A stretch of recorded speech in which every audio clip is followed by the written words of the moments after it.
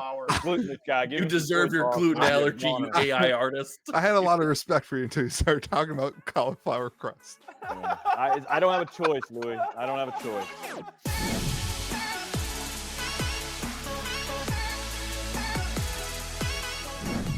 All right. Everything. That good with everybody? So they're just reprinting So terrible. Even The quickest way to prove Wait, that Jeff has you never can't run watched that. the podcast. Can't run that. I saw that. Got him, baby. I got him. I got him on record, everybody. Back that up before the bad. intro. Let's go, George. Josh, what day? Okay, Josh, remember to hang out. What day? Wait, don't stop recording for a second. Josh, what day are you coming down this week? I thought you said Friday. Okay. You can meet Flavor Flav. Yes. Are you a Public Enemy fan? We Yes. are actually God, my recording, everybody. whole life. There's a Public Enemy CD in my car right now. Well, Flav is here on Friday. I will make sure you get it. I'll make sure you get a picture with him if you come Friday. Now we're talking. That's insane. Oh, That's what's insane. up, Louie? Me and Josh, we hang with Flavor. You're gonna be hanging out with your 103-degree fever kid. I wish I had one of the. Oh wait, that's mean. Are there any other Flav cards? I suspect that Louis. What Is there is a, happening? Give me a Flav card. I suspect that Louis's bad fathering contaminated his something daughter. cool. Can you please do the intro because we are keeping all this in? Whoa, whoa, whoa! Welcome to Meet the City with you, America's most favorite and on location TCG podcast. I am, of course, joined by my second favorite person this week. I am sorry, but the man still with the best hair, Josh. I don't know. His hair kind of looks terrible this week. I need a haircut. It's Yeah. a little crazy. Are you big time in me and Jeff? Is that what's going on here? And I am, of course, joined by my favorite person on the podcast this week. Sorry, Donald, you're fired. Jeff. Glad to be here. Great, love it. And I am, of course, joined by the man who got his kid sick because he was too busy hawking his wares all around the disease-ridden state of West Virginia. Louie DeGeorge. I didn't have anything negative to say about Jeff because we just met, so we're not there yet.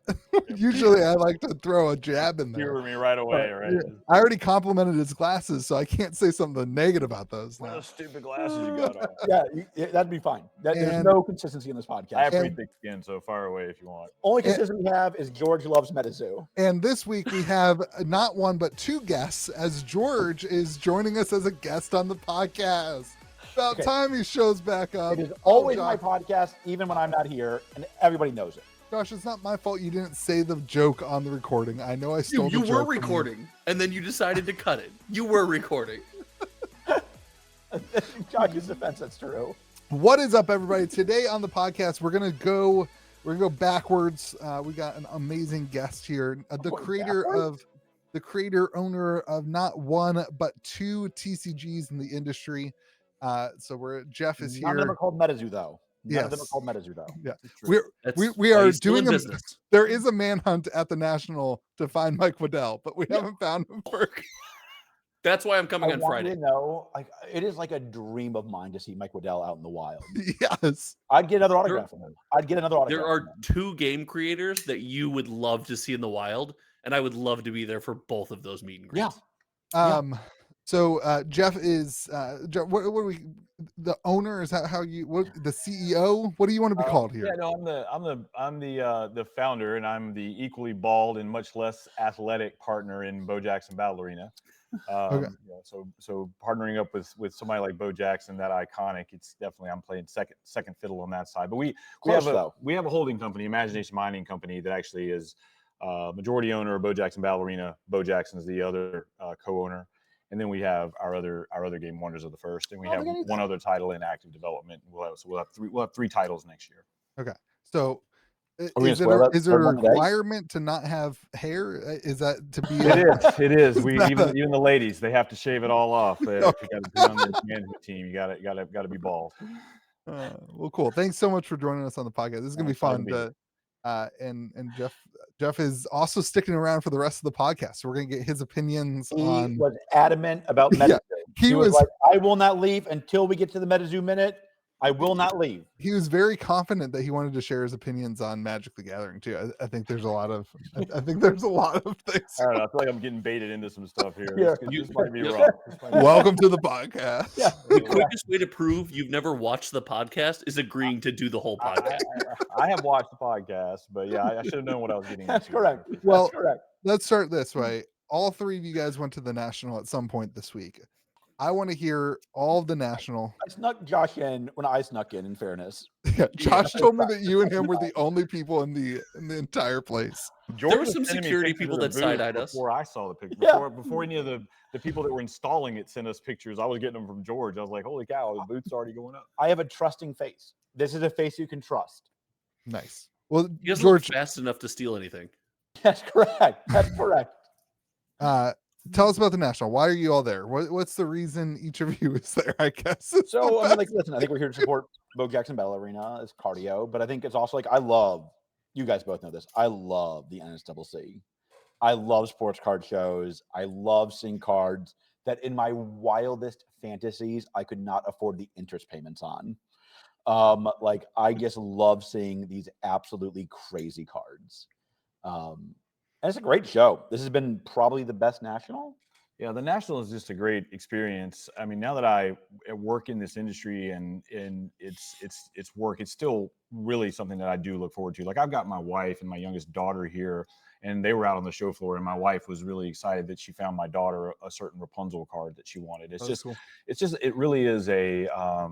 Was that a it's Topps great- Rapunzel card? It's a great experience. No, it was actually some little boutique Rapunzel card on an acetate playing card thing. It's I forget the brand. You could have just said Lorcana. I would have been happy. Yeah. Just so you know. So it wasn't Lorcana. Just making No, sure. it wasn't Lorcana. It was an older card. But it's just Is it it reprinted? really is a great show. Is it a reprint or no? I don't even know how yeah, never mind. I'm not even gonna go there. I know where that's headed. So yeah, I'm not even gonna go. That's going to That's happen cool. a lot this podcast. They're going to try to trap you. Just So be on your P's and Q's. Be ready. I want to pick both of those up. George, what's your goal? Like, what are you trying to find? So I want a Lou Gehrig rookie this year. I buy a Lou Gehrig card every time I go to the National. I think I've earned it this year. I think I've earned the rookie card this year. So I think I want the 33 Gaudy. I will say I found a 1928 hand cut today, and I got to figure out which one of those two I'm going to buy. The good part about the Lou Gehrig cards is they're not the most liquid, so you have a day to think about it.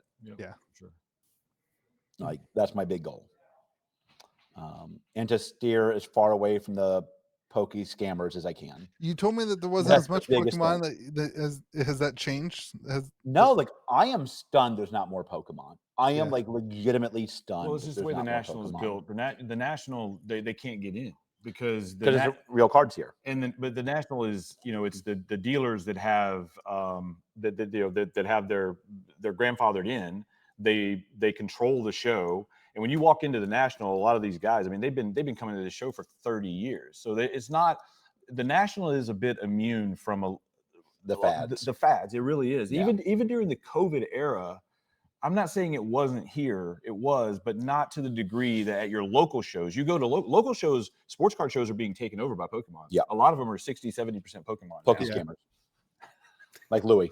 I'm legit shocked. Like there was more Pokemon last year than this year, I felt like though. I haven't really walked on the backs. Did you go upstairs in the new I did. area? Do not do that. Do Really? not go upstairs. Really? So there's so the downstairs is nice. I went upstairs today. It was a meat market.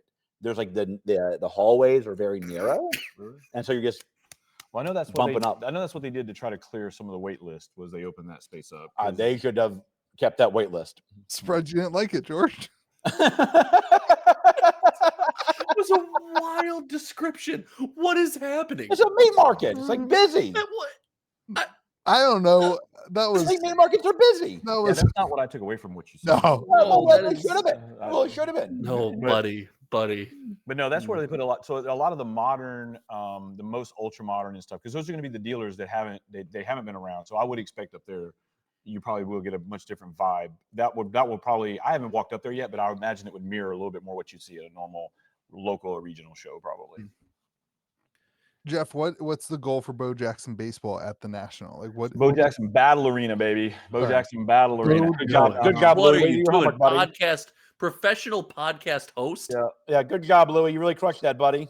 No, I mean, I really think for Bo Jackson Battle Arena this year is a bit of a coming out party for us. Like last year, we were at the National in Cleveland. The only thing we had were some starter decks at the time.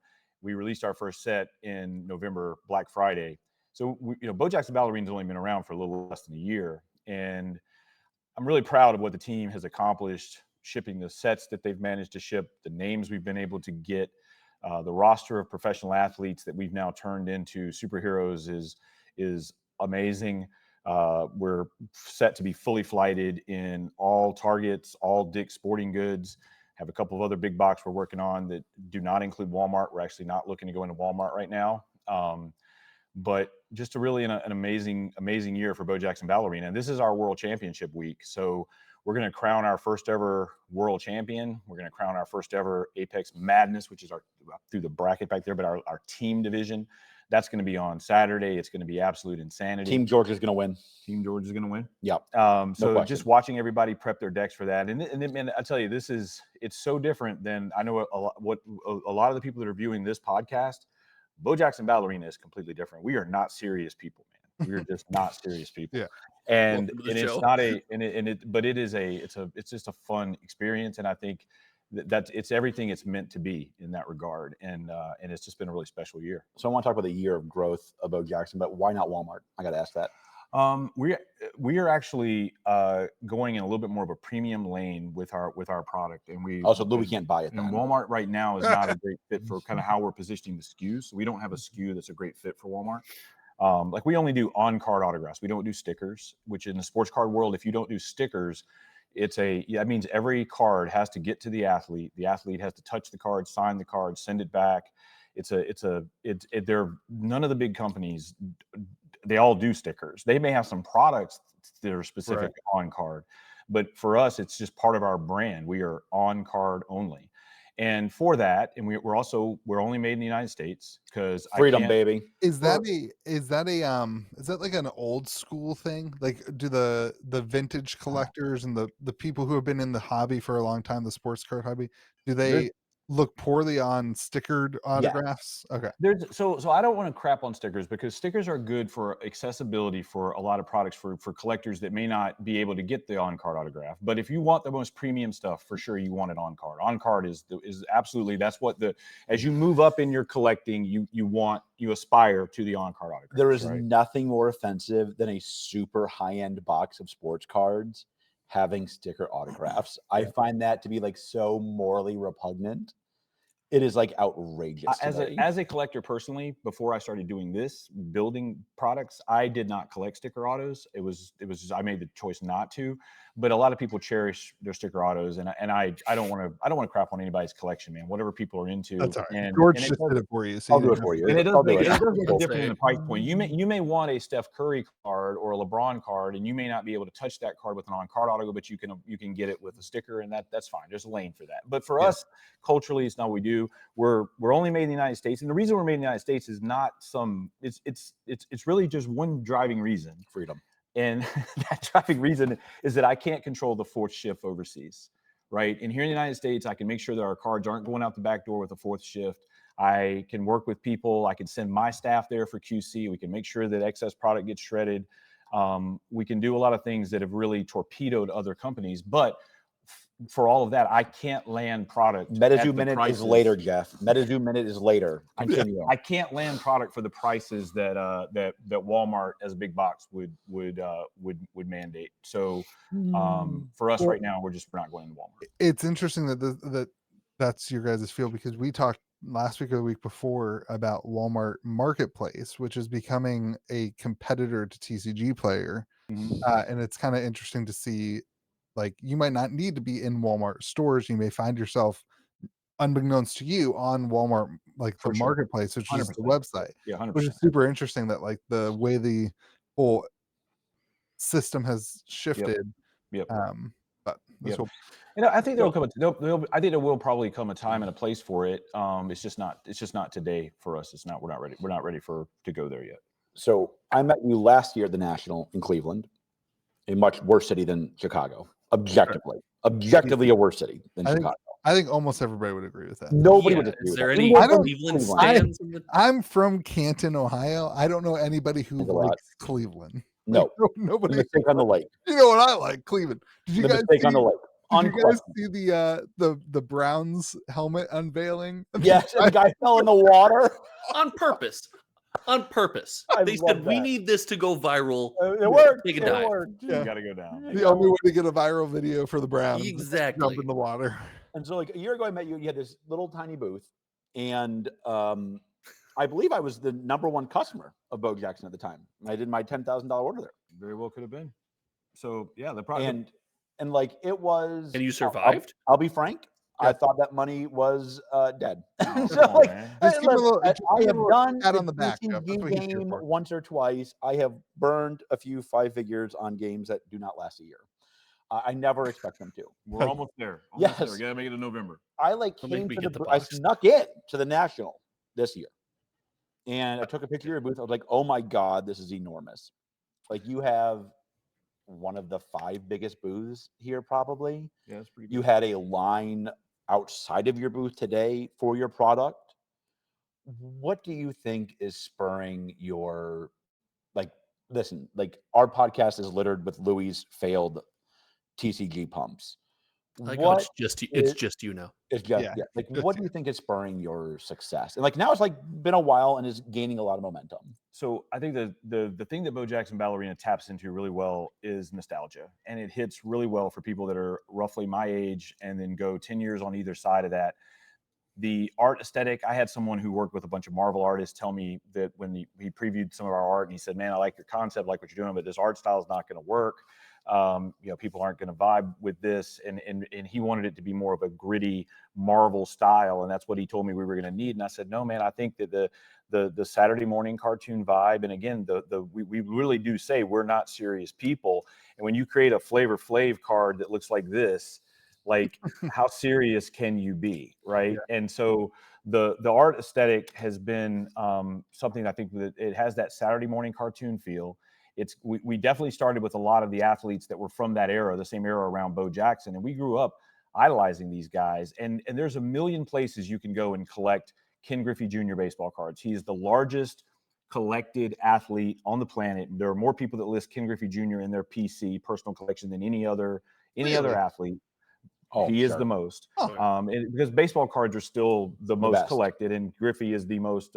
He was through the junk wax era, so and he was just this iconic figure for 20 years when so many collectors were really kind of cutting their teeth in it, and so that's why he's in so many PCs. You can collect his cards in a million different places with Ken Griffey Jr., the baseball player. You can only find the kid, the superhero, in one place, and it's Bo Jackson Ballerina, and I think. Cool.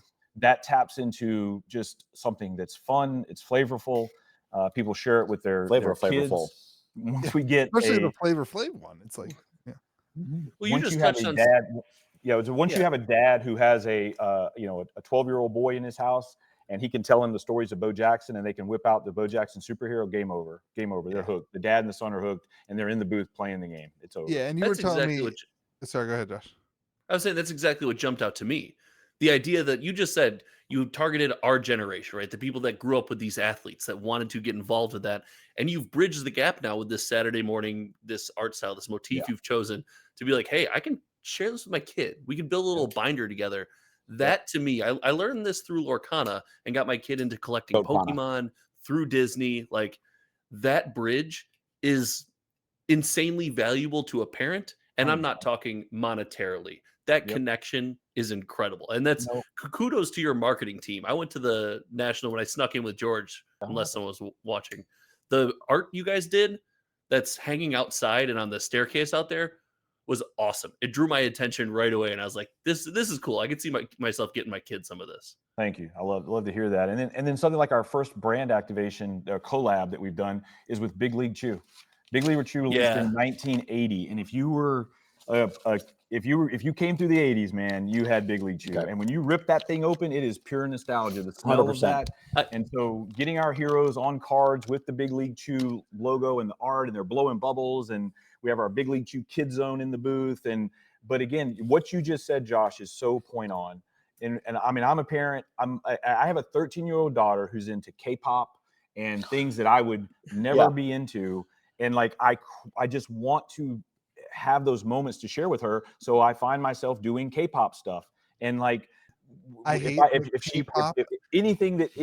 take my daughter to K-pop stores all the time just to spend time with her. Spoiler alert to everybody, all three of you and everybody listening to the podcast, K-pop's going to be on this podcast twice tonight, which is crazy. Absolutely, absolutely crazy spoiler. You found the one thing I know less about than TCGs. I'm very proud of you. Isn't that Taylor Swift? About 3 weeks ago. I'm an expert now. Look at this. They I love a that. Passionate crew, my friend. Isn't K-pop just Taylor Swift, George? I love Tay-Tay. We love Tay-Tay. This is a Tay-Tay Pro podcast. Is that the answer to the question? George, is the Big League Chew collab, does it come with gum? I asked George on site, he didn't know. Jeff on, he needs to defend himself. We can your product at the National is the Big League Chew National Packs. Yep. There's one obvious thing missing. Yep. Why is there no gum in the packs? We give the gum separately because of the way the cards get manufactured with food laws and that sort of thing. That they go through a confectionery in New York that produces that, and we weren't able to put the logistics together. We could have stuffed the pouches in, but we have the pouches outside the box. This is why you should have printed in China. They would have put that in no problem. They would have put fake Big League Chew in there and saved a couple pennies. Yeah, but downside of printing in America. Main reason that it's not lost on me. It would be cool if it was in the pouch, but if it was in the box, the card would be destroyed. That's the good old days. Jeff, when you had to pray your hit was not covered in gum. Pulling the card out of that out of the strips of Big League Chew, that would be a whole different vibe, man. Favorite thing that's ever been graded is like a pretty good card with a piece of gum still stuck on it. Yeah. It's like, if you take it off, it's going to be destroyed. So they just graded it with the gum. It in the fat slab like they do a relic card. Jeff, not to get too into the weeds, but I'm a little interested. How do you bring something like Ken Griffey Jr. into a game? What's the logistics that have to go into? Is there licenses? Is there Yep. No, they're from China. So with somebody like Griffey, he's a bit of a. So I'll tell you a story that's kind of surreal to me. So like I grew up, man, very humble beginnings, and I never would have thought in a million years that I'd be hanging out with people like Bo Jackson to begin with, but. I was able to, through various connections, I was able to connect with Bo, hit him with the idea of a cartoon superhero. Bo he views himself today as Pawpaw. He's a grandfather now, and he's got 2 grandsons that he just absolutely dotes over. And he loved the idea of hanging that poster in their room and becoming this superhero. And I pitched him on the idea of the game. And when I say that he was all in, he loved it. And Bo doesn't put his name on very much of anything. He's a very reclusive person. He's notorious that he likes to stay home. He likes to hunt. He likes to fish. That's who Bo Jackson is. But man, he has been such an amazing help in this business in so many ways because he's just so well connected. So getting Griffey was just literally a phone call from Bo. I'm sitting on my couch one night. I get a text. The text said, "Jeff, Junior Griffey. Bo says I need to be in the game. I'll call you later." And this is Ken freaking Griffey Jr. That is like, when he called me late, I was like, okay, sounds great. I'm playing it cool or whatever. When he called me later, I'm sitting in my living room with my family, and I like proclaimed to my family, everybody be quiet. I have to take this call. This is Ken Griffey Jr. calling me. Ken Griffey Jr. is on the phone. I got to talk to him. This is Ken Griffey Jr. Everybody be quiet. And then I answered the phone like I was totally cool, and we talked, and it really is kind of surreal in that. So we are very much blessed to have Bo be able to make phone calls and connect the dots on some of this stuff. But a lot of the guys that come into the game, it is more of just transactional. Our agency group calls their agent, works out an NIL deal. We send them the art, they approve it. Some people are very involved in the art. Flavor Flav, he was involved down to the rings on his hand. Other people, they literally don't care. They're like, whatever, I'll sign it. So it varies. I want to give a big shout out here. Bo was at the National last year. Mm-hmm. Could not have been nicer. Yep. Like legit, I was like a little anxious about it. You? Like, even to me, maybe especially to me. And usually I've met a few pro sports athletes, and I will say some are not as kind as you hope they would be. Yep. He was like so kind and gracious.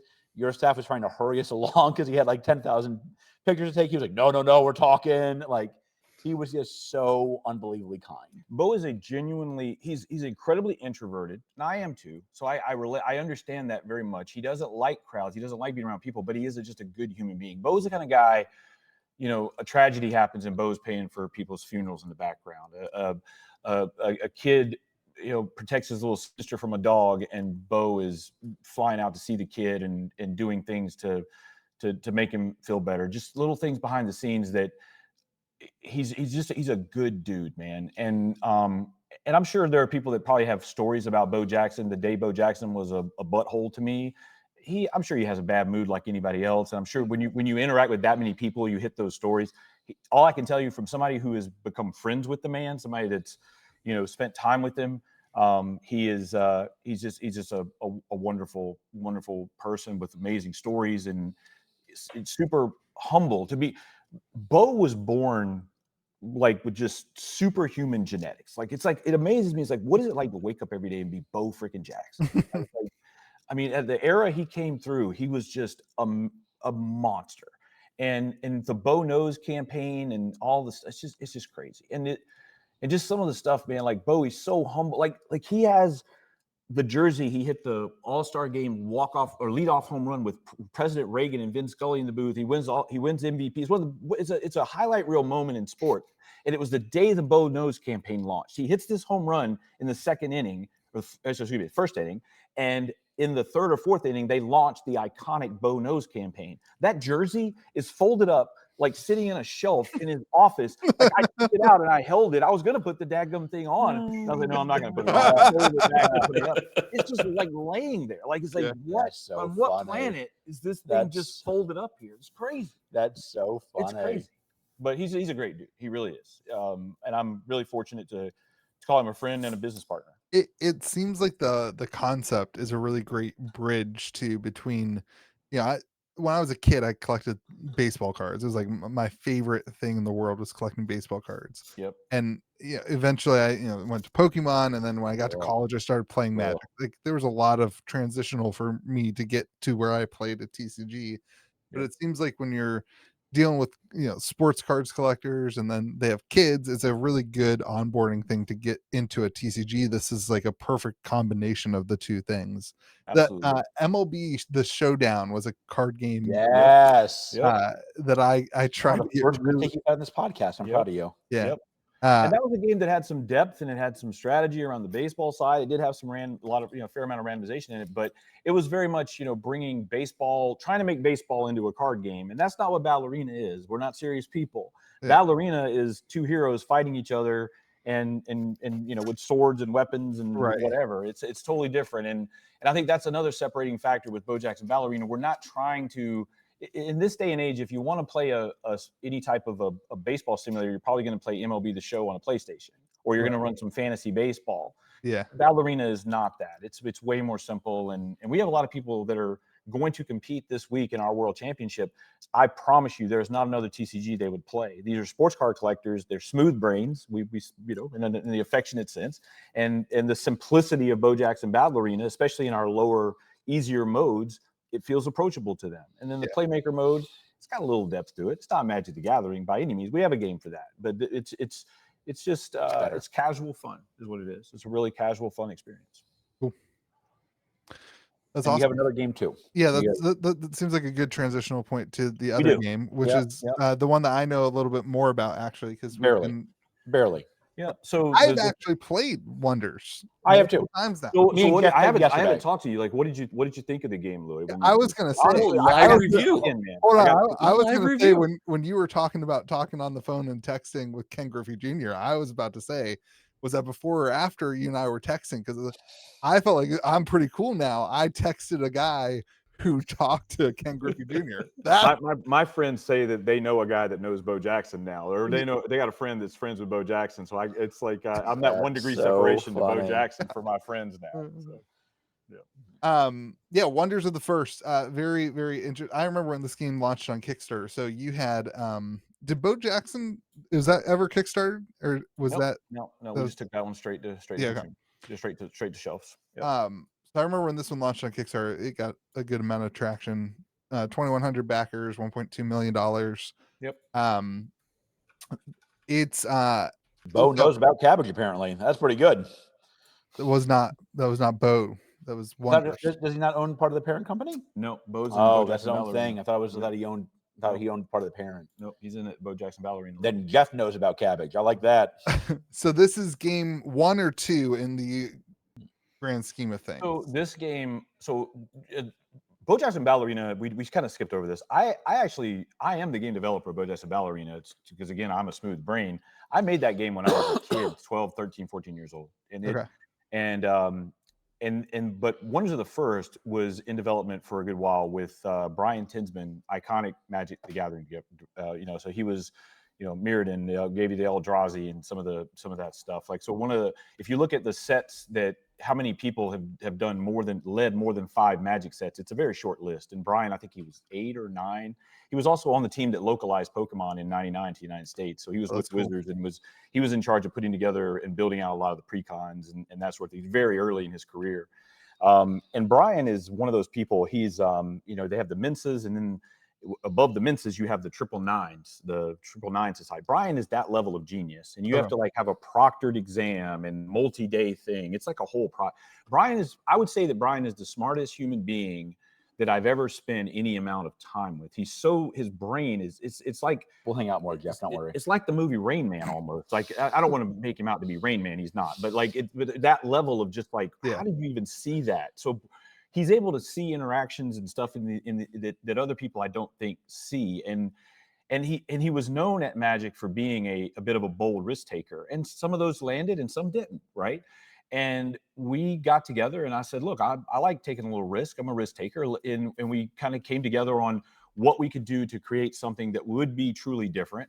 And we had some unique challenges. I have been a longtime collector of Magic the Gathering, and I have experienced some personal frustrations around some of the ways that they have managed the collectability of cards. And it's something that was important to me. Gameplay is certainly very critical in a game like Wonders of the First. And, again, welcome you to speak openly what you think of that. But on the collectability side, I asked Brian, I was like, Brian, can a TCG exist without reprinting cards? And that was one of the most controversial things we had in our Kickstarter, was that we weren't going to reprint cards. And so what Brian did is he looked at it. I hear the keys clacking in the comments. 100%. The comments right are now. They're starting with the reserve list. They're idiots. And I've heard a lot of them. I'm sure I haven't heard them all, but I've heard a lot of them. But the thing that Brian said, he said, look, with these decks, what we have is we have a matchmaking problem here. So we came up with, Brian came up with a thing called DBS, Deck Balancing Score. And it's essentially a salary cap system in a TCG. And I know Magic is now trying to do some of that after I'm not saying they copied us, but after we did it, they started doing some of that stuff to help, my commander deck is a 6, mine's an 8. They're trying to make it a little bit more formalized. DBS is incredibly formalized. So you can come in with a deck that is 1,000 and you can play against somebody who's 1,000, and it can give you that matchmaking parity. We think it's going to have material impacts on the meta. And we also believe it's going to eliminate the need to reprint cards. And we believe in that very much. Mm-hmm. And so it's a big foundational element of what we're doing. And and so like building all that out, to go back to your core question, Bo Jackson Ballerina was developed a lot longer ago, but the process to build Wonders of the First definitely had a lot more time invested in it because of its depth and its complexity, and then building out the DBS system. There's a lot under the hood there from a number of very smart people, but none no smarter than Brian himself. How do you manage that? Like, most people are struggling to make one game successful, and you have 2 games that I think one is like blowing up crazy, one is doing very well. Well, how do you manage that? And a third game on the way. Yeah, we do. Yeah, so I think it's just an operational thing. Like I've got enough gray in the beard. I've been an operator my whole life. I mean, I was with PricewaterhouseCoopers out of college, and I did my first startup right around the turn of the .com implosion. Raised my first venture round, and had I don't need to take you through all that, but I've operated. I've done things for many years, and I've run multiple businesses at a time after that. And so you just have to put the right people in the seats to accomplish the right things. And so you put someone like Brian Tinsman in the seat, you put the right marketing people, you put the right business development people. I mean, we went and sought out SCG to have our SCG Con tour. And look, happy to see other games that are doing that as well. The more the merrier at SCG Con. We're excited for that. And and they're here running our world championship for Boba, that type of biz dev stuff. Getting the game, I think, to my knowledge, we were the first Kickstarter to launch into Target. We were on the shelf in Target when we shipped the product. Like, cool.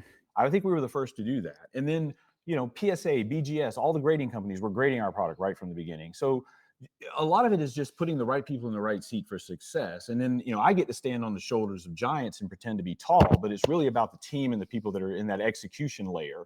And that's my job, is to sit over here and play quarterback. And so if you're doing that, you're able to accomplish a lot. Well, it's super interesting. Wonders of the First is a game that I did not kickstart, which is at the time That's the one. Congratulations, Jeff. You're the one Louis didn't kickstart. Only one. No You wonder it's figured out. succeeding. You my dodged God. Walmart. then- Dodged Walmart as soon as Louis got into Walmart. That's He doesn't amazing. kickstart. I'm seeing a pattern of success. And You've then avoided it, Jeff. Congratulations. it's a game that George has told me multiple times that I should try out on the channel. And I kind of said no. I don't really have any interest in like that. And then I was hanging out in my store one day, and a friend of the podcast, a friend of the channel for 3 or 4 years, showed up with a big trade-in. He was like, I'm trying to spend some money on Wonders of the First. I was like, oh, what? Hold on, wait, what? And I was like, why don't you come back next week and you can teach me how to play? And that's Jeff, your right best when friend, the only, maybe your only friend, begs you to play this game for months. Yeah, but won't that's do it. also the There's a guy good buck to make, and Louis hops on it, no problem. he also pumped MetaZoo. And Metagoat. Oh, your opinion Metagoat. to I me could hear and you over Cryptic. I can't hear you, Cryptic boy. What were you saying? Let's get Tanner on the podcast. is Cryptic the third game, Jeff? Are we buying Oh, Cryptic? yeah. Dude, I have some uncut sheets. You can have them if you take it over. You can cut out between George and I, you can cut the sheets we have and you can make a game. You can combine all of our one-on-ones and have one of 12s. Who would have guessed? Anyway, I've got stacks of con promos that were thank yous that you can give out. Con being the correct word there. Yes, correct. So, I'm not going to say who it was because I don't know if he wants me to share who it is. I'm not even going to say his Discord name, but say his name. Don't be a coward. I'll give you the Discord name. So Avid Driver. Oh, I know him. Yeah. So he brought the game in and I played. I have to say, most games borrow quite a bit from Magic the Gathering. Like, most games, They're just adjacent. Yeah. Lorcana is Magic Magic the Gathering light, right? Yeah. Most games borrow a mana cost system, all of these different things from Magic the Gathering. And I was shocked after an hour of playing Wonders of how unique the game felt. And that's the thing that made me start saying, okay, like I want to actually look into this. And then I opened some boxes and, we had talked and played some more games. And it's, I'll give what my feeling of the overview of the game is. And I want to hear if you think that is right. Cause I want to know if I played right. Sure. It's essentially 1, 2, 3, 4. It's essentially 7 games of tug of war. And you're playing 7 games within your game. You're playing 7 games of tug of war on 7 different battlefields to capture a gem. And the person who wins the most games of tug of war within the thing wins the game. That's how as simple as I can make it. That's a great way that is a great way to say it. It really is, because it goes back and forth. Like you can tug back and forth in those realms, and you can you can hold the stone, lose the stone. The stone gets you extra energy while you hold it. So and then you can go back into previous realms, and you can try to pull the stone back. And it's this game of like push and shove where you're trying to make the most use of what you have. And the powerful cards can only interact in one realm, so that's a really cool mechanic. And I was just impressed, and the more that we played it, the more fun I had. So definitely on the shoulders of giants. I got to credit Tinsman with all that. I had very few input into the build of the game. I'm more the broader marketing strategy. How do we take this thing to market? What are we going to do to stand out from other games? That's really been more my lane. And Brian's the one that developed that entire game system. And I really do. I've watched people pick this game up and play it. And you can tell when people are enjoying themselves. And I thought that when we first released the game, or first started beta testing the game with live audiences, I would have been happy if we had a 20% rate of people that liked it, like really liked it. I could market that. I could make that work. I can find those 20% of the people out there that would resonate with it. It's astronomically higher than that. I mean, we have one. It's if you play, people that play the game, it seems to be like the floor is, yeah, it's good. It's a good game. I like it. But then there's a lot more people that are way above that floor. They really start diving in. They start wanting to write their own cards, and you can feel it, man. It's very real. The game is people really like it. Yeah. I mean, like, people love it. It's doing well. It's unique. Like, I think a lot of games do a disservice by making Magic light, because you're just going to want to play Magic. Yep. You know, 100%. Yeah, Yeah, it's like, no, you why am I definitely playing do. this when Magic exists? Yep. You Like, play I for think 2 having months, a you just unique get the mechanic edge. is a really, like, the way these games all need to go. Yep. And we have some big challenges ahead with Wonders of the First, man. It's a tough market to break into. Magic's network effect, their LGS, the hold they have on LGS is you can walk into any LGS in the country and you can find a game of Commander any day of the week. And that network effect is very strong. People have a lot of money tied up in their decks. So switching cost is high. Just the complexity cost to learn a new game. There's tons of stuff headwinds that have caused many other games to fail. Yeah. And we have to navigate that path. But I do believe we're absolutely starting from a wonderful base foundation that we have a really freaking good game. And then from there, we have to execute on a lot of the other marketing and a lot of the other positioning and the business side. And I think if we do that, I think we'll be very successful. Well, let me ask what I think is the hardest question for Wonders of the First. Sure. And the question I certainly have, and then a question that I think the comment section is going to go. You guys utilize artificial intelligence, AI, in the artwork. If that's the hardest question, you all need to log off and get a life. All right? Like, what? Put down your type. How can you be watching this video if that's your hardest question? You're on the internet on a computer. Go get a typewriter. Yep. Success and advancement is terrible. Okay. It's crazy. It is 2025.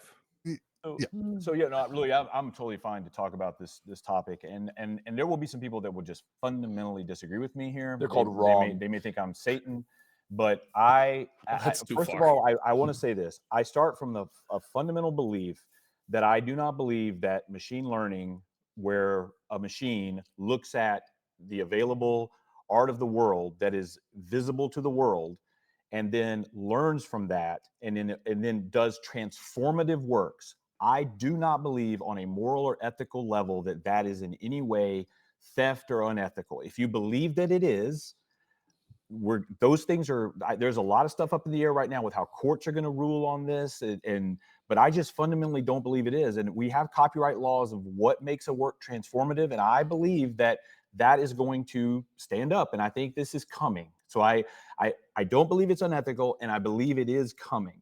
So now, if you want to have that fight, if somebody says no, it is unethical, you're taking food out of the mouth of an artist, then we're not going to agree on this issue. So now let's just say, okay, let's move to the next piece. The whole, can you have a world art that looks great and is going to be engaging for people, and will people put value on it? I have total respect for people that do art, that work hard at art. But I also believe that for me, and what I believe is going to resonate with consumers, is the ultimate end game. What I mean is the entire world of Wonders of the First is an artistic expression. It's a very deep and rich world. We have across all the different orbitals. We do it with a team that is it is smaller, it is more nimble, and the AI does help with that unapologetically. It helps us move a little bit faster, and the end result, consumers, I think, will judge the ultimate value of what we produce. And just because you work on something for a long time, you could try to paint something. I could sit down and paint for 50 hours and it's still going to suck. Doesn't matter how long I put into it. And there's a lot of stuff that people work really hard at, and at the end, it's not valued. And that's just the world we live in. Like a podcast. And something can be done in a much shorter period of time, but if that output is something that someone really resonates with, that thing can then have value. And I think when I look at what people are valuing from the art and the world, it really is an immersive experience. When you pick up these characters and you use them, it's the consistency across the world. I think what AI has enabled us to do and leverage and move so much faster. And the reality of it is, folks can shake fists at cloud all they want. A lot of people are seeing this our way, and more are going to every day. And it is coming. Hollywood studios. Yeah. I mean, right now, you can't be a digital artist and not use AI. Like in Photoshop, you can't remove a background anymore without using the same training models that train the full-on Mid-Journey. It learns how to remove backgrounds with all that same training. Right. So it's all the same data. So if someone's going to stand on this like ethical and moral thing, it's like, well, have you ever, if you use anything other than color sampling to remove a background, you're using AI now. And it's going to be more and more of that every day. So I think people are just going to judge. I think they're going to judge the final work. And I think our final work is good, Louis. I think when you look at it, we have some amazing freaking characters in Wonders of the First. Yeah. And I think the market is kind of speaking on. So can I ask you this? Did the amount of pushback about AI art surprise you? I just think it's like such a comically bad argument, to be candid. That I don't take it seriously. I think it's a very bad argument. It surprised me how visceral it was. It did surprise me that it was not, that people went past, like I had people that said that, I'm not going to sit here and say that I had death threats because I don't think some random squawker on Twitter saying I should die is a death threat. But I had people saying that, Louis, like I deserve to burn at the stake. I mean, I'm the devil, like Satan. Like some of them will probably crop up in the comments to this. Like it's the strength of what those folks feel, and I don't know if they're. I guess if you're an artist and you feel like, man, this thing may take food out of my mouth. But here's the thing, man, every profession gets pushed by technology. And I don't think artists are immune from that. And I don't think they should be. I think the truck driver that has to worry about the autonomous truck that's going to take our food across the country, he has to worry about his job. And we all do. We all have to adapt. Society has to adapt. Right. But I absolutely believe that there will always be a place that will value human art. I don't think AI is going to replace oil painters. I just don't think that's going to happen. I think people will buy oil paintings 50 years from now.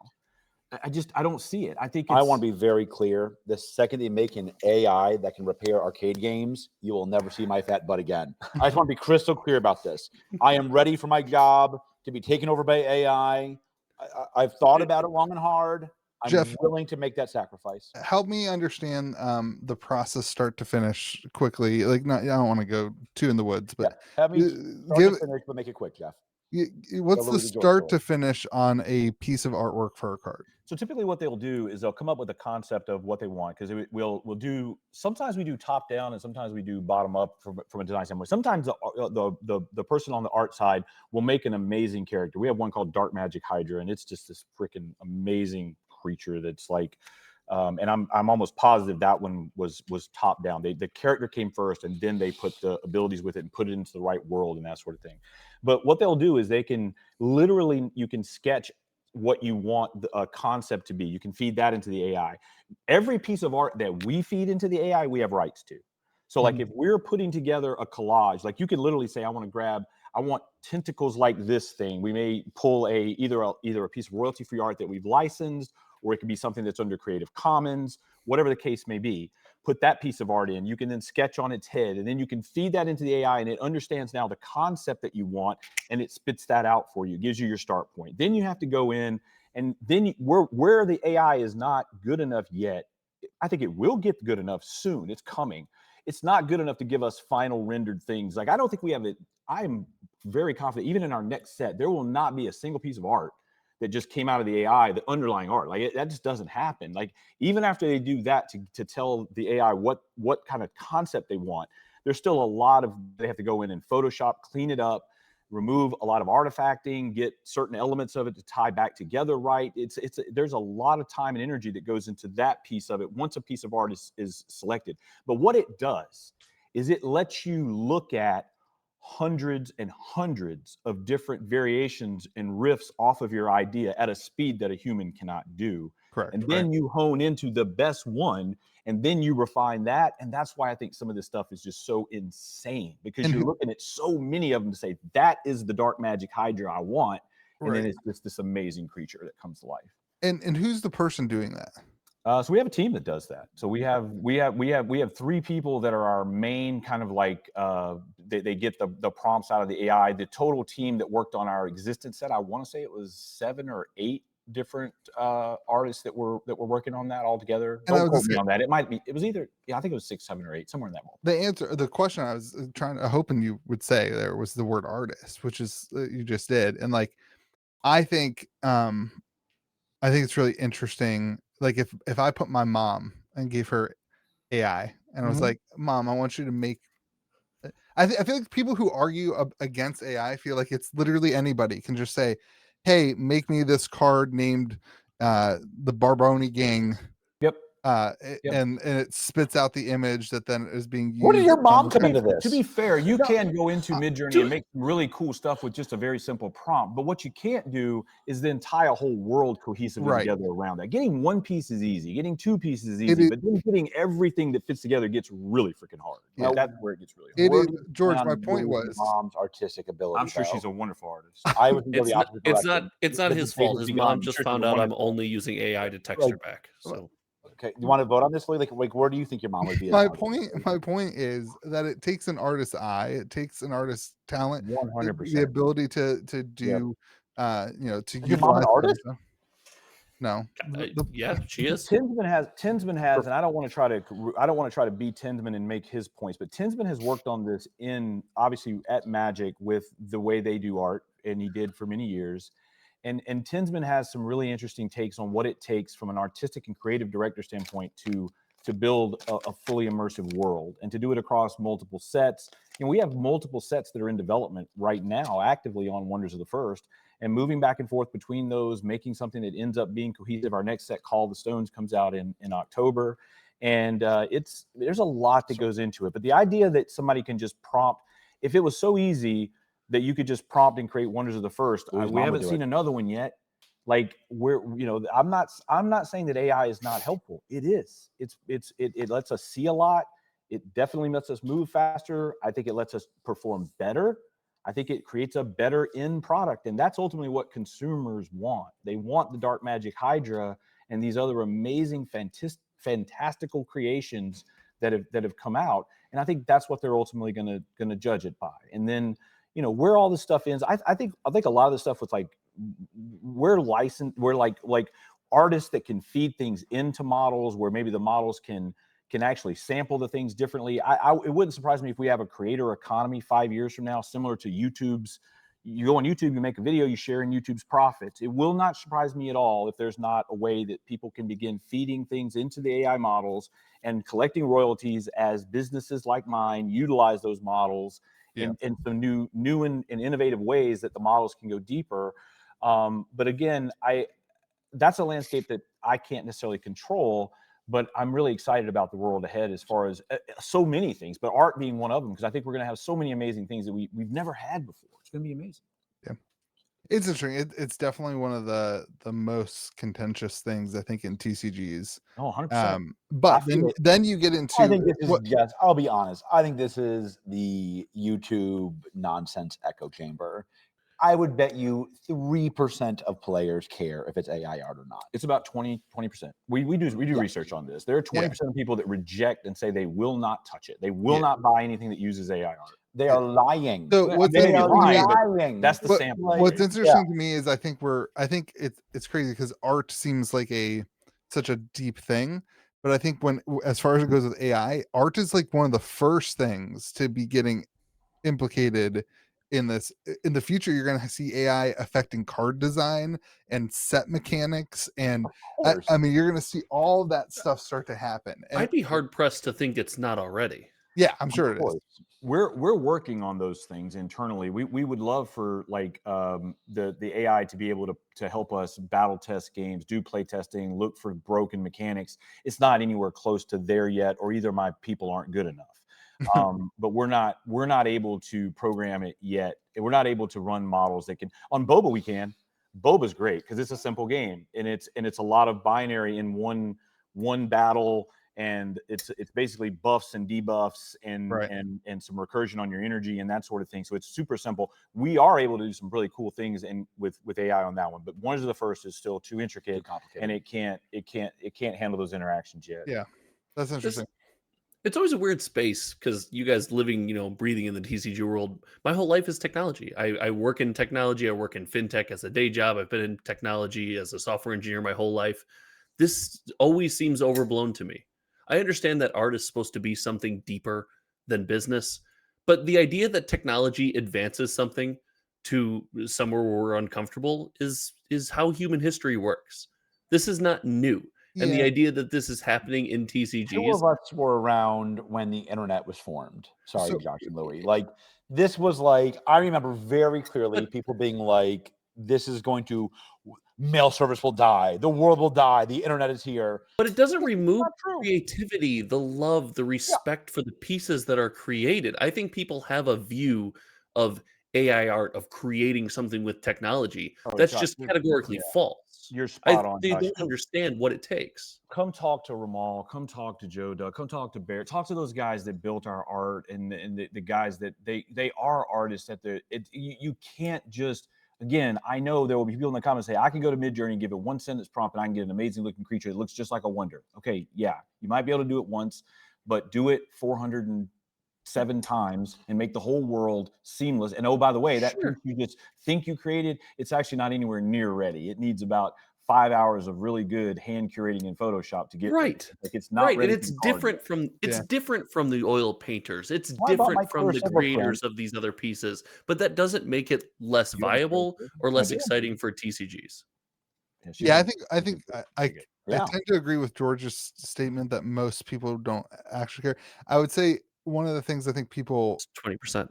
fear more than the business side. Like, I think a lot of the online voices are like, oh, you got to make sure artists get paid. Like that's So I like, think that's like, let me finish my yeah. statement. That was Oh, the Lord. first part of my statement. I'll get to go, Holy Weiner. frickin' God moly. almighty.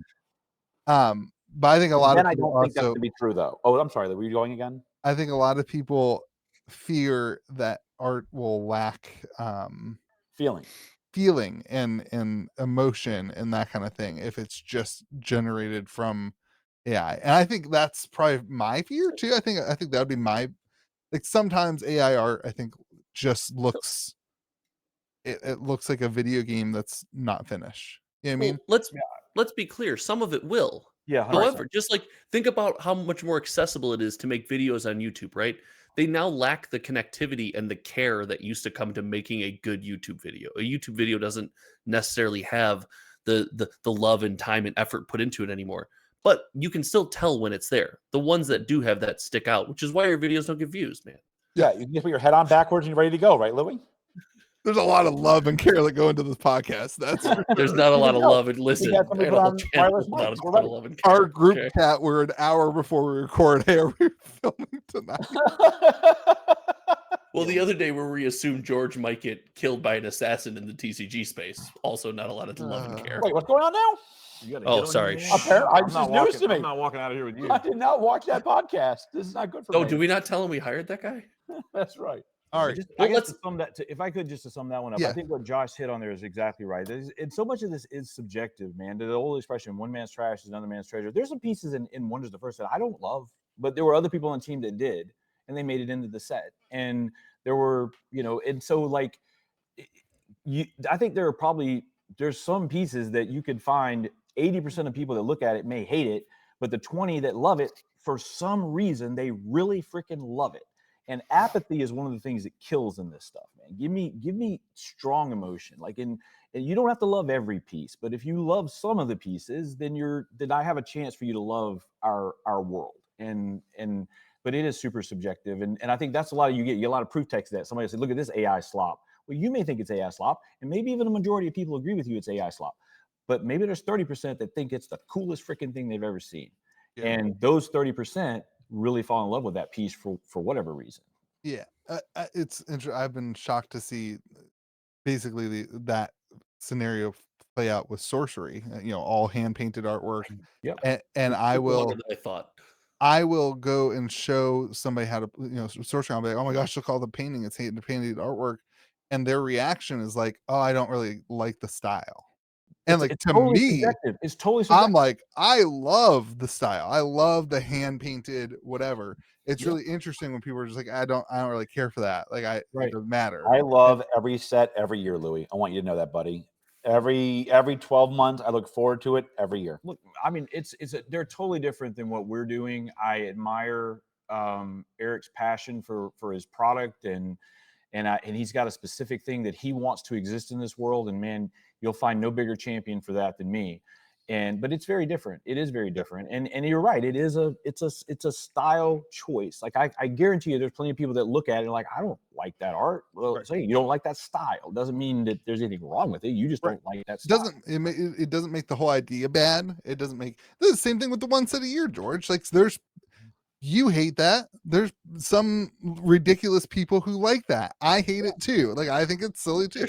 There's a business model argument. There's a financial argument for that. Yeah, and the thing is, he knows he's giving up certain opportunities by doing one set a year. He knows longevity. And but there's definitely business things you give up, and then but look, man, I'm never going to fault somebody for following their passion. Staying this focused with George right next to you, by the tough, way. I'm not gonna lie. This guy right here, he just presence of the one zinger after another. I'm trying to like. He's making faces, his tongue's sticking out. Well, I'm gonna have a Wonders of the First video, I think, coming out on Saturday after this, and I'm gonna refer people back to here too to see it because I'm opening up the dragon box. Those are people really like the dragon boxes, which has a whole nother thing. Maybe some other time we can get together and talk.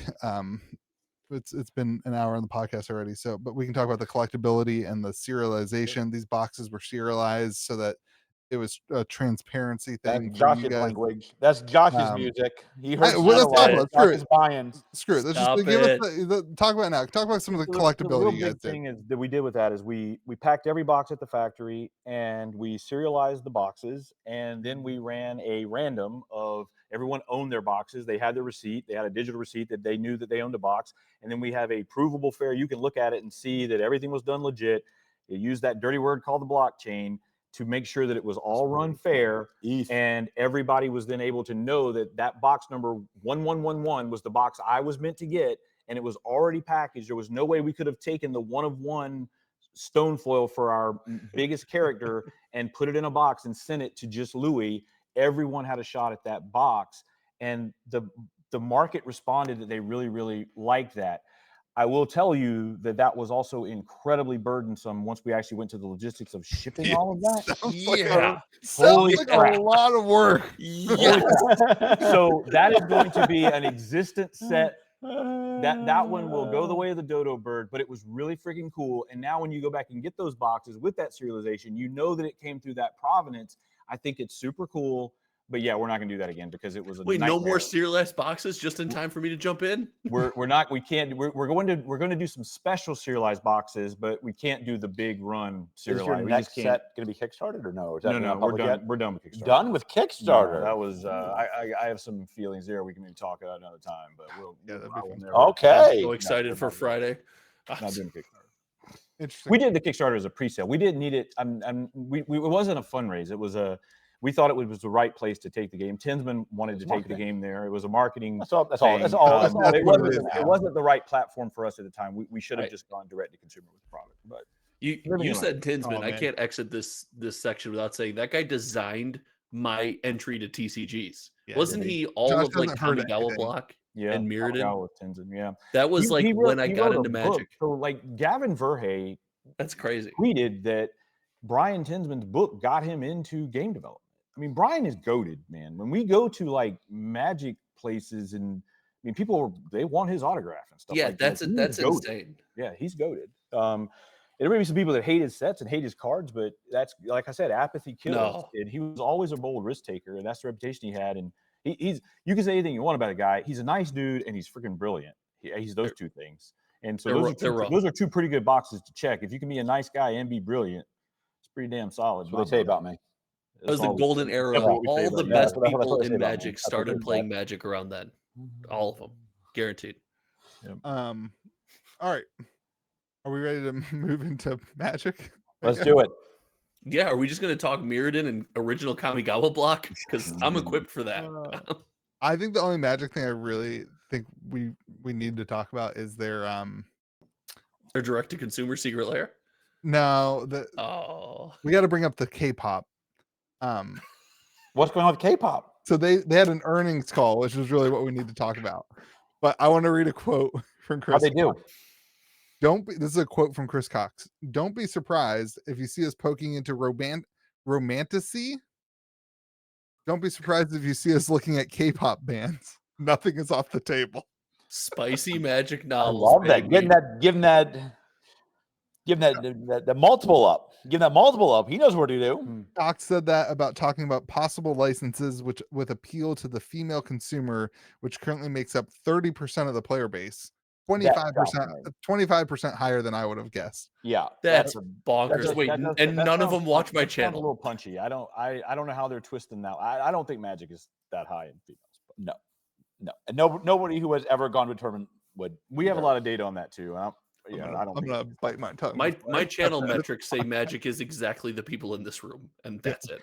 But more interesting than that, new players tend to come in the middle grade ages, which I actually thought that was surprising. 11 to 14 is what they're saying is their new player average. That makes sense to me. And here's this one: only 15% of the player base plays in store or online. Now plays in. Only plays in store. 15% of the player base plays in store or online. I wonder if they're I think counting that's- people who play Arena as playing Magic. What? What? I think What? they're playing. What? Time out. Yeah. Did you just stroke out? No, What like, was like, this? I'm saying, like, what is it, Revisit paper that comment. or Arena? They said online. They said only 50% play in store or online. What would Wait. the other online be? You Wait. think they're talking about Magic Oh, online? wait. What are they? Wait, what are you saying? Okay, you want me to read it a third God. time? Yeah, this is the third time. Ready? Are you paying attention, boo boo? No, kind of. Only 15% of the player base plays in store or online. So they don't just play at home? They're saying 85% of the player base is at home. I Well, don't buy that 1 second. Hold on. In store is a small fraction of play. In store, I I'm could with. believe. In store, I could buy. I 100% believe it.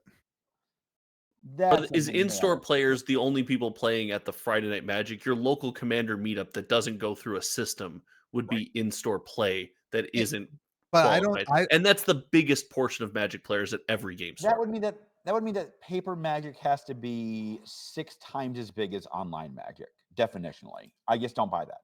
I 150% believe that. No way. Yeah.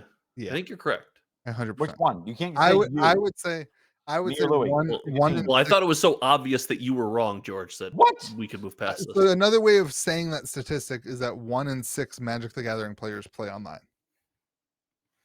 Or in store. In-store. No, I was saying you said it would be 6 times larger. I'm using your statistic, which is not accurate because it's Well, I'm saying that I would be very surprised if there's 6 players who play paper Magic at home that don't open up Arena. I would not. So, I wouldn't. I think Arena doesn't have Commander. the other thing too, when you think about the in-store numbers, if you think about Magic, if it's 40 million globally, let's just say 20 in the US, Yeah. 1,800 LGSs, you're looking at 11, 12,000 people that would have to play per LGS for that to be 100% ratio. So then what percentage of that is it? 1,800 LGSs. I think that's about the number that think it's about distribution 4,000. tells me is 1,800. It's about 4,000. Are you counting the hobby? Are you counting full on like? I'm talking about stores with play space. I've always thought Oh, interesting. I've always Stores said with play 4,000. space. I've been told that number is 18. If you may know more than me on that one. No, you But probably that's you, what listen, numbers tell you me. definitely know more than Don't us. defer. Yeah. So if it let's just all right, if it's the 1,800 number, it's 11 to 12,000 that you'd have to have playing per store to get 100% play rate. So then if you're only looking at a 5% play rate, that would be 500 people per store. 10% play rate, you're looking at about 1,000 per store. So like when you just start putting those numbers through your head, yeah, stores don't have that many people. We have a pretty large LGS in my hometown, and I go in there on the weekend, and yeah, it's crowded. There ain't 11,000 damn people in there. There's not 1,000 people in there. Well, There's not 300 people in there. And importantly, they're using the statistics of player base, like Josh is saying. There's a lot of people who come into my store who don't play in our events, but they buy product and they go home and play And they're it. just sitting down and Yeah, I playing think there's Magic with their friends. There's a ton of at-home play, like in and it's one of the things too that you see online. A lot of people, it's one of the things that people talk about with us are like, hey, if you don't penetrate LGS, if you don't get in store play, you're going to fail. And I'm like, okay, I hear you, and we want to do that, of course. but that is not necessarily correlated to success. There's at-home play absolutely can sustain a game, especially until you can get the network effect into critical mass to be more, to have more distribution through the sport and play. I think that's a really smart look too, is to say, how do you encourage at-home play more than like Absolutely the LGS? Absolutely. Yep. But anyway, sorry, I don't mean to derail it, but I think, and as far as the online, I don't have any, we have not actually looked into, we don't have a online app slated right now for Wonder, so that's not something that we've done a ton of research in. Our Boba app we are launching a Boba app, a Boba app. I like that. The Boba mobile app is coming in fourth quarter. How do you not call it the Boba app? But the better comparable for that is more like Pokemon Pocket. So we really I haven't dug into Arena numbers a lot. Pokemon Pocket's popping off. That's monster, man. It's a huge reason that Pokemon. It's a huge reason that the physical Pokemon products are what they are right now. Kind of this first major pump post COVID. Pocket had a lot to do with that. A lot more than I think a lot of people realize. Yeah, somebody else said that on the podcast one time and got a lot of crap for it. So I'm glad that there's a smarter person on the podcast that's now saying that to give that other person. I don't know. I don't know how smart I am. The pump and dumpers right there. So like, listen, I don't know. That surprises me. There's 6 more people playing at home than online. Tell you what, if you want to like give me some like my main day job is actually research, and that's all right. We're gonna come back next week with an answer. Give me 30 days, and I can try to dig into this a little deeper. Come back and we'll have some data on it. You're gonna tell me if I can. Well, hold on. We're gonna start bringing actual facts to this podcast. That's right. That is not what I'm going for. Hey, I heard y'all are not serious people either, because we're not serious people at Bojackson Ballerina. No. So yeah, I cannot interact with serious people. George said the other day, he told Josh, he's like, yeah, I just wanted to show Josh your boots because I want to tell him you're serious. I was like, no, we are not serious. We're not serious people.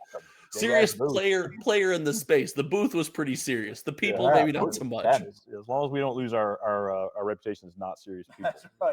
That's right. Revenue up 23% from 336 million to 412 million in Q2. Final Fantasy. Yeah. 200 million plus in 24 hours, man. $200 million in sales on day one versus 6 months to get there for Lord of the Rings. That's insane. Yeah. That's I insane. forget, Louis, which one of us predicted that? I was so god awful wrong about Final Fantasy on this podcast. Luckily, people saying that Spider-Man's going to rival these numbers is insane. That's insane. It's going to be a good set. There's no chance it comes here.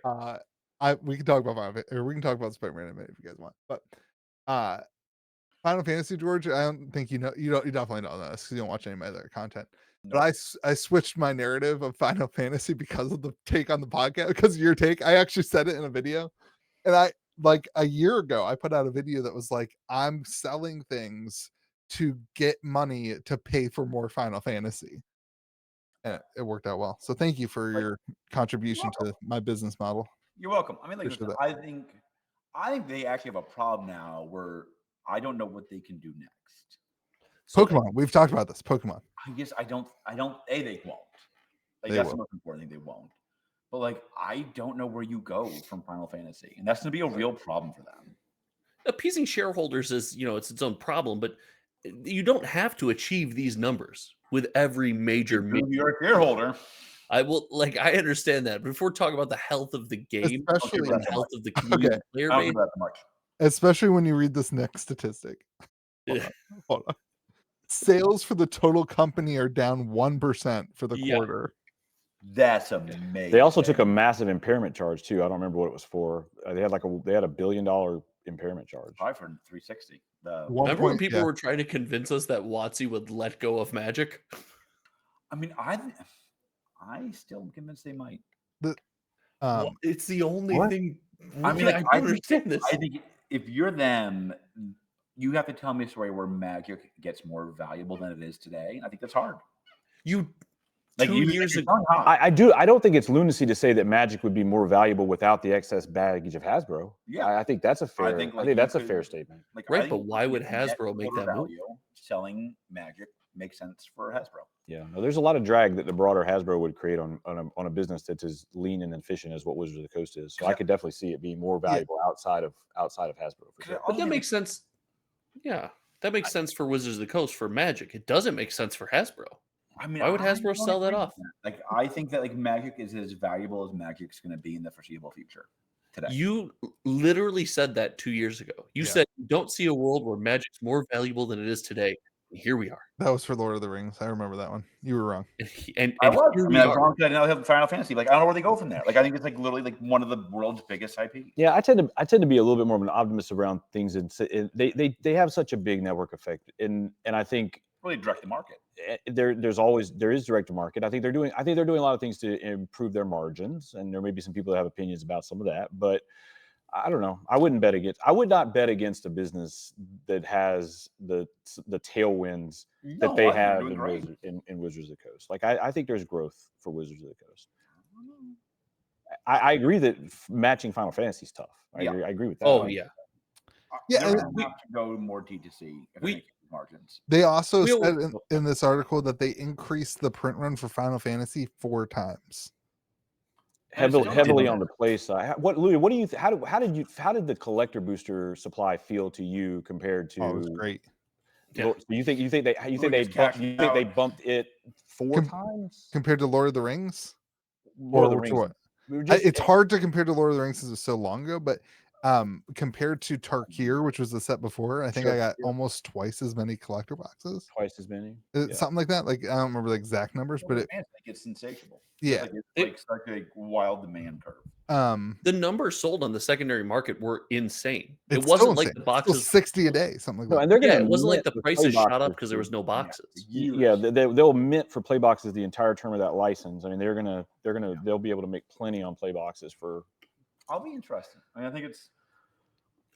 You could convince me this is the most valuable Magic will be in 5 years, but I also don't think it's going away or going to give Hasbro a reason to want to sell off the entity. I think Magic's in a great spot. They're going to be the leader in the industry, other than Bo Jackson Battle Arena, for the next and Meta 2 for the foreseeable future. But I don't think the value of Magic. Poor Jeff just got put in the same. Don't let him put your game in the same. Talk back. Then a James Garfield designed game. All right, you're in there with 2 James Garfield designed games. He basically just called you Mike Waddell. He basically just called you Mike Waddell to your face. He just said that. I heard him. It was crazy. New people, new awesomeness. Does Bo still got it? Can we have a beat George up? Bo could snap his fingers and rip George in half. There's no question about that part. That part, not a question. Yeah, Bo's still a very big, strong man. I call him Papa. All right, that's all I'll tell you. It's interesting.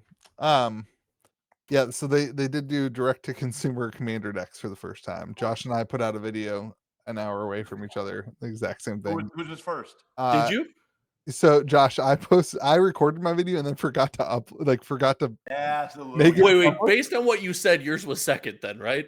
It was based on that random qualifier you felt the need to throw out there. It was definitely posted second. I recorded it like 9 a.m. though. And then I posted it. I didn't watch your video. And somebody said, Josh just posted this exact video.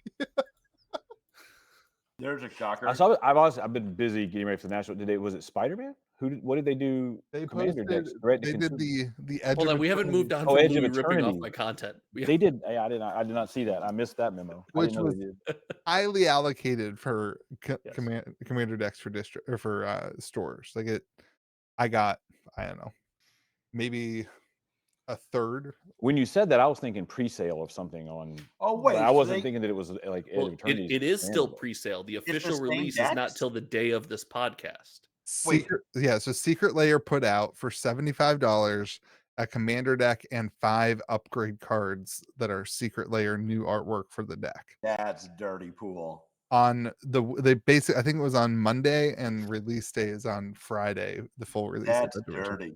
That's dirty. Can I tell you the community reaction this time around far different than it used to be? What was it? Because people love it. Magic is pumping so much. There's so many stores that are not selling commander decks at the normal price. They're selling for secondary market prices. So the community was overwhelmingly saying every store is scalping commander decks and complaining about it, saying like, I want it direct from Wizards. I think the Again? LGS model is in flat out danger. So I'm an optimist on that too, Louis. I think the LGS model is in good shape. As far as I think you got to have a good singles business, and you got to do a lot of things to compete in the emerging landscape. But I'm more optimistic than my man George. That's for sure. I think think it's like I think these games are going to go to D2C. I think the bigger risk for the LGS model than this is people proxying cards and making like that to me. I have people in my cards for. Do you The think it's longest true? time, though. dude, it's getting bad. People are buying printers and just printing commander decks. It's like that's what? yep. No, they are. Listen, if people are doing that in Hurricane, West Virginia, what printers are they buying? Like real printers or like desktop printers? for like $100, you can get a printer that like prints. I mean, printers are easy to get now. Wait, they're not. Yeah.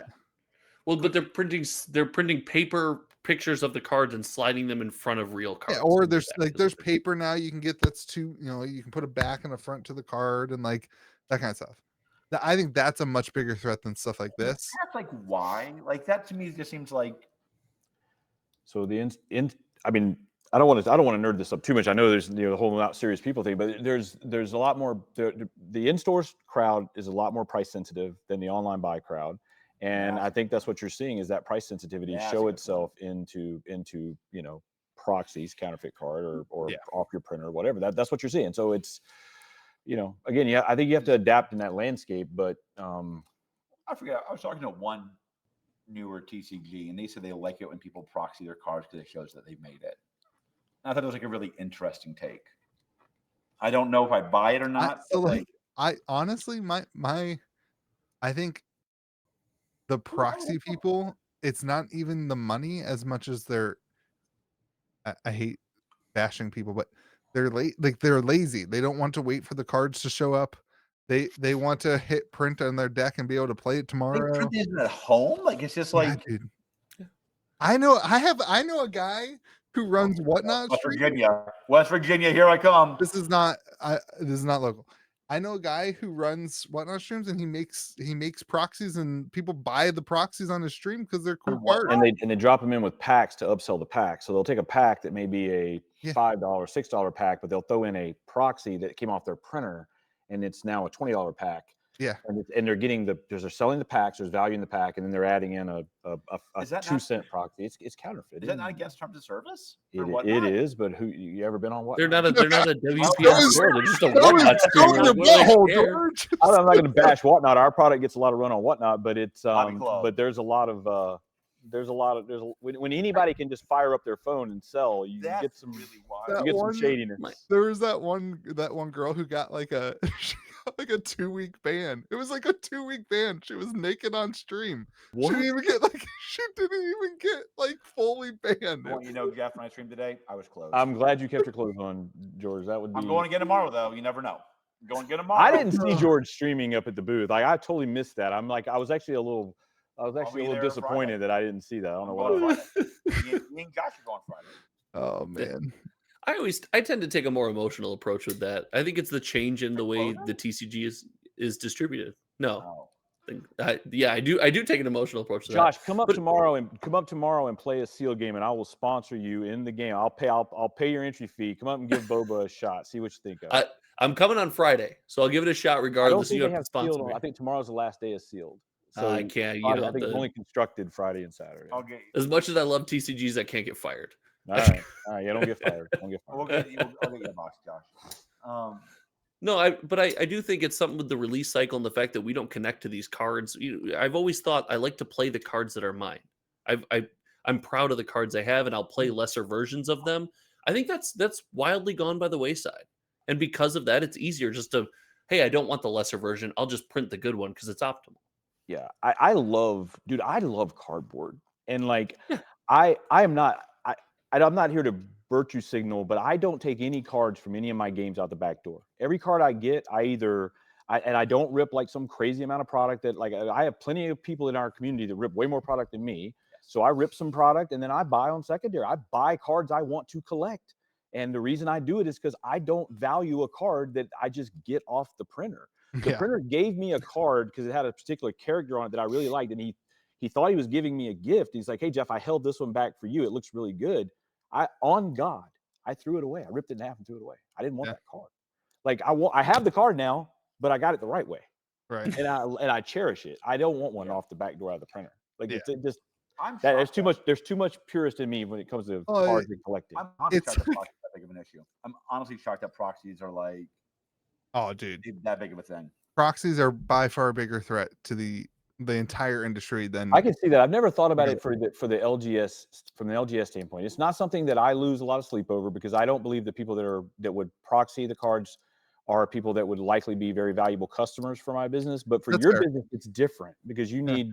It is different at the local LGS level. It's a different battle. It used to matter more to me when it was like, it didn't matter as much to me when it was like somebody who was proxying a Gaia's Cradle because they couldn't afford the Gaia's Cradle, right? Like that to me is like, that's fine. I get that. Like proxy a Gaia's Cradle. I'm not worried about that. Yeah, he's never gonna buy that card from you anyway. To me, it's the people who are taking 100 card commander list, basic forest, basic mountain, hitting print because they don't want to have different thickness of their cards in their commander deck. So instead of filtering in some real cards and some proxy cards, it's just they're hitting print on the proxy. Is it that big? So how do you deal with letting them play in your store? Is that just I guess you take an L and like it hurt. How would that work if you told them they can't do it in your store? So if I told them they couldn't play in my store, they would go play in another store. Really? I'm not going to tell them they can't play in a store. But we importantly run very, very few sealed, or sorry, we run very, very few. Oh my gosh, I can't talk. Oh my God. Few constructed events. We don't run we run Pauper, which whatever.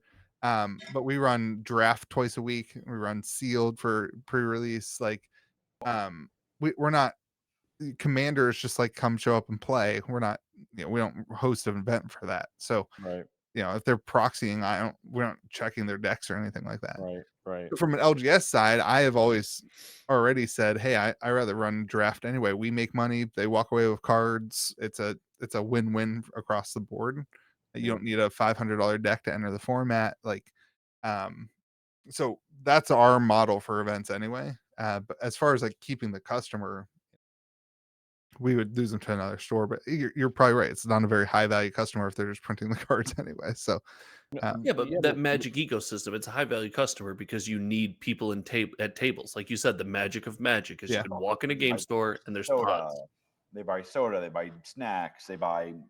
Yeah, if it's a zero-sum game for their disposable budget that they have for their game, if you can move it into other things, and some of those things might be higher margin too. I mean, it might move some of that card margin out of a single into some accessories that you have higher margin. Maybe I don't know. Yeah, Louis doesn't need a lesson on how to scam money out of his customers. He's got correct. You just make your business not relied on the one business model and not rely on one customer. You know what I mean? But all right, what's our secret sauce this week? Wait, that's all we're only doing Magic? Oh, Lorcana. Oh my God, dude, Lorcana new set only has 38 new cards in it. Where's Donald? What is happening? We all know George's take. We don't need to hear George. Where's Donald? Where's Donald? Donald's the one who told me about this. I think it's actually 33, but I could be wrong. They also reprinted first chapter, I think. They did not. They reprinted some select cards from first chapter in the same art and treatment. In the same art, which is what you want. You want it to be consistent, and they crushed it. No, they did. They did. That's perfect. They nailed it. They absolutely hold on. So some of the reprints in the new set are the same art as the first chapter cards? Yes. Yeah, I don't know about that. That's what you want. It's called a reprint, not a new print. Yeah, they have new treatments. The new set. They have one that's in between the hard ones now, and they have one that's extra hard just for collectors. Does anyone want to buy a bunch of Lorcana? You should not sell bars of gold, Josh. I think that this. Remember a while ago? I think George. I think it was you. Were you talking about Star Wars? No. Okay. George said. I think it was George that said it's one set too many a year. I think we were going back. I think we were going back and forth with Sounds like a sorcery and sorcery Lorcana. fight. Yeah. And I think George said, I think the Lorcana is doing one So- too many sets a year. And this is like, to me, George hit a home run with that take. First of all, George knows. They Bo were like- knows, Jeff knows, George knows. Yeah. Remember that. Only dingers for George. He's only up here hitting So, dingers. When you look down at his feet, is he actually hopping over a fence or is he just doing that verbally? So here's what I will say. This is their first set where they're doing rotation. This is now called second chapter.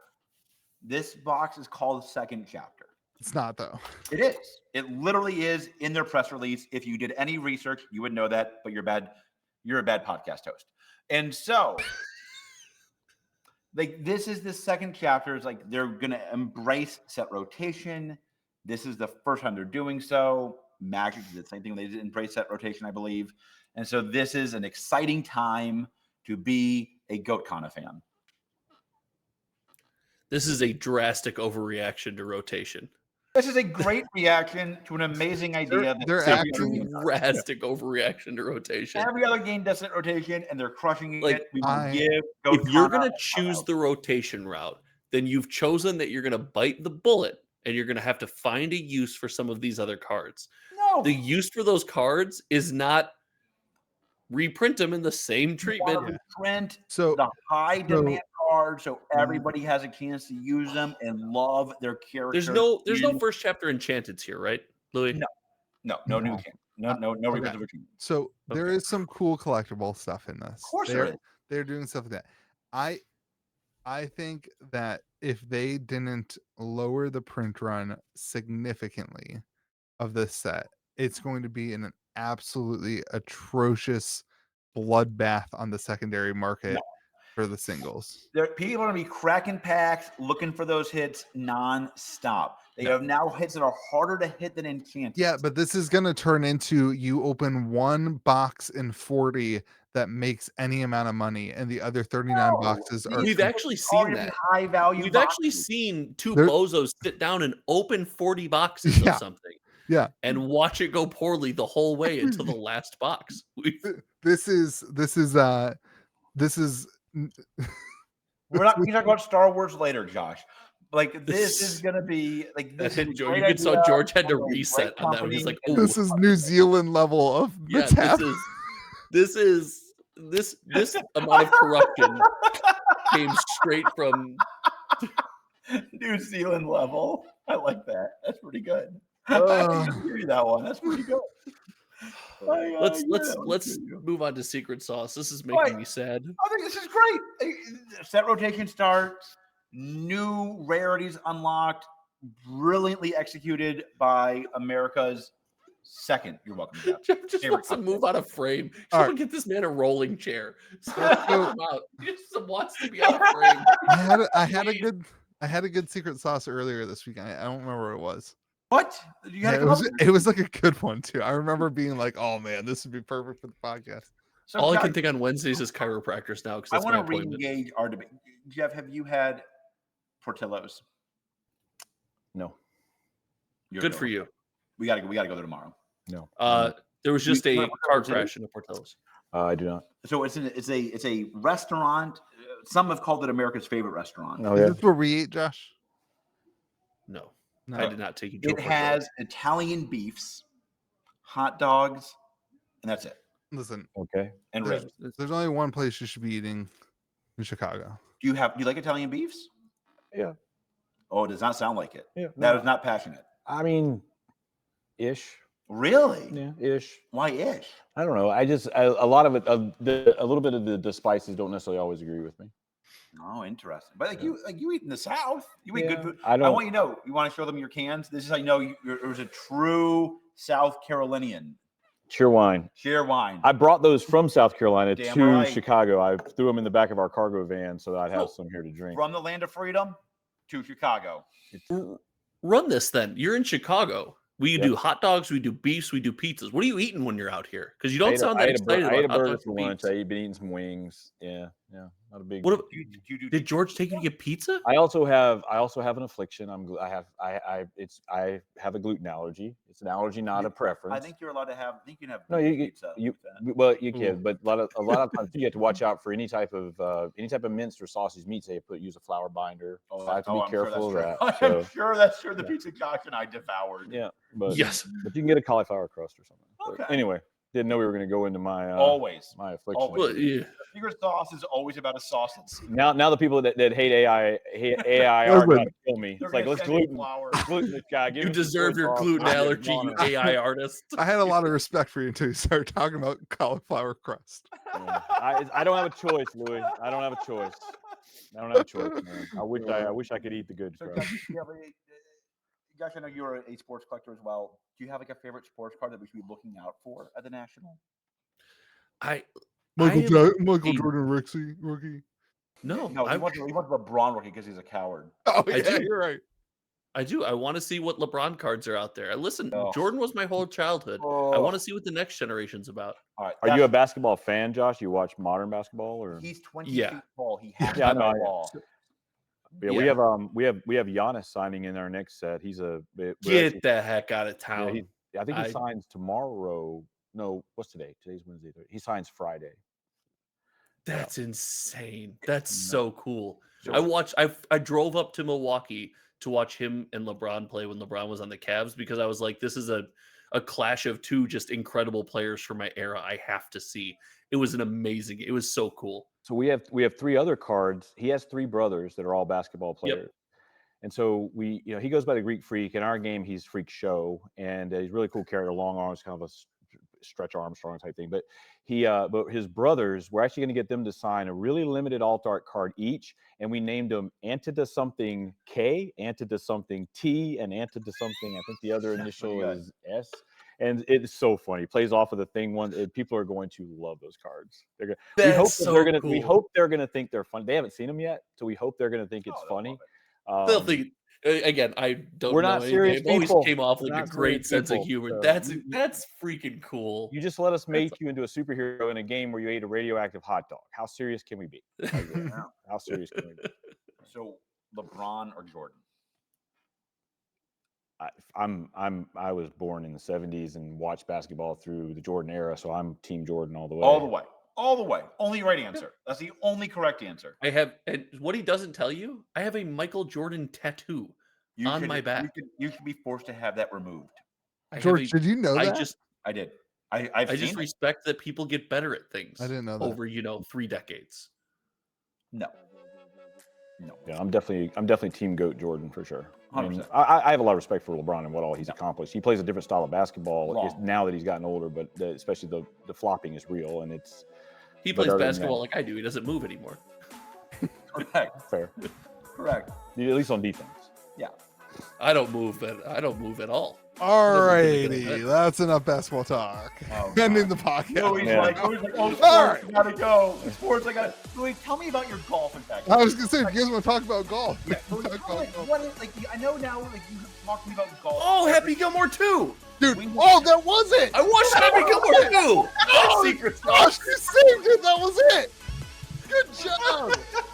Did everybody watch Happy Gilmore 2? I haven't seen it yet, but I will be watching it. I haven't seen it yet. Yeah, what are we doing? All right.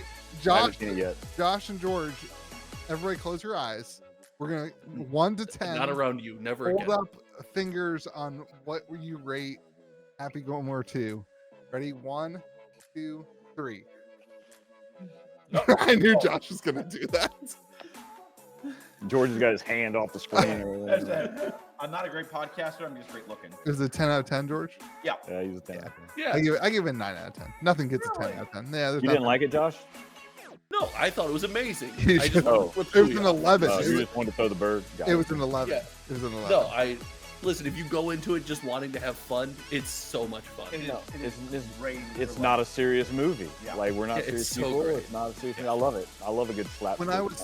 Before I watched it, I saw on Twitter a bunch of people talking about it, and everybody said it was like just a bunch of different, people showing up randomly. And then I watched it, I was like, it wasn't. It was so I don't know, it was a good story. It felt good. It felt Yeah. like We don't want to spoil it for you, but it was a lot of fun. I saw a behind the scenes clip of his swing double, like a yeah. lower tier PGA guy. They dressed him up like Adam Sandler, and he's out there doing the step in and smack the ball like he.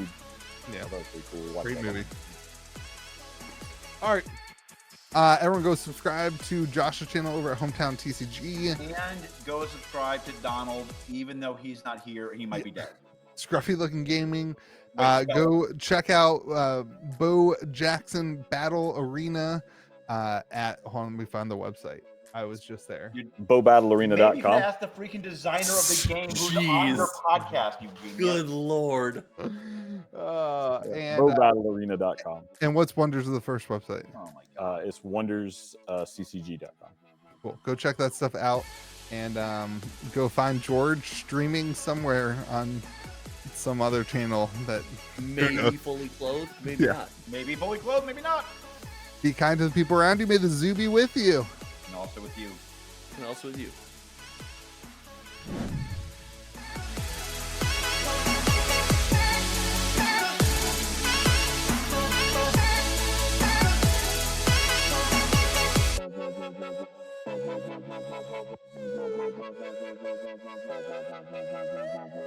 Thank you.